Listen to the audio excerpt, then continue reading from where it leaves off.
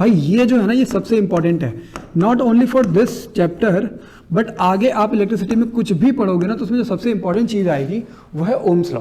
ठीक है, Ohm's law आपको अच्छे से पता होना चाहिए।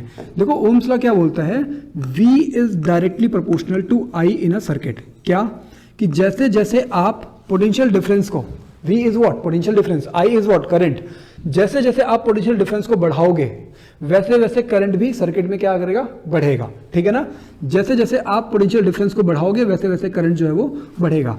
जब ये प्रोपोर्शनलिटी का साइन हटता है, जब ये प्रोपोर्शनलिटी का साइन हटता है तो यहाँ पे एक कांस्टेंट आता है जिसको प्रोपोर्शनलिटी कांस्टेंट बोलते हैं और R से डिनोट करते हैं।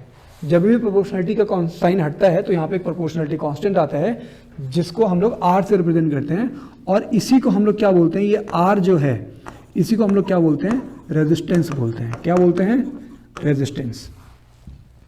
ठीक है, अच्छा ओम्स लॉ के लिए एक कंडीशन क्या है, कंडीशन क्या है कि इन व्हाट सर्कमस्टेंसेस, तो यहां पे हम लोग रखते हैं क्या कि टेम्परेचर को कांस्टेंट रखते हैं। क्या रखते हैं, टेम्परेचर को कांस्टेंट रखते हैं।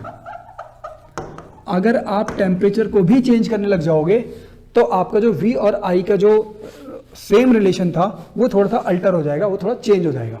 बात समझ में आई अभी तक? सुनाओ आगे बढ़ते हैं जरा।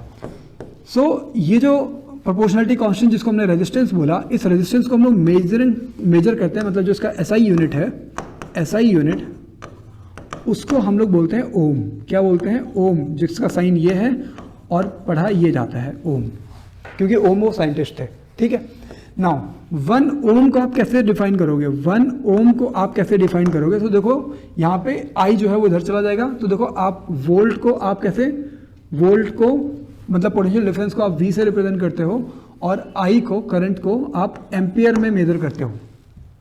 ठीक है ना, सो 1 वोल्ट व्हेन 1, अच्छा इसका मतलब क्या हो गया कि when 1 ampere of current is flowing under 1 volt of potential difference, this condition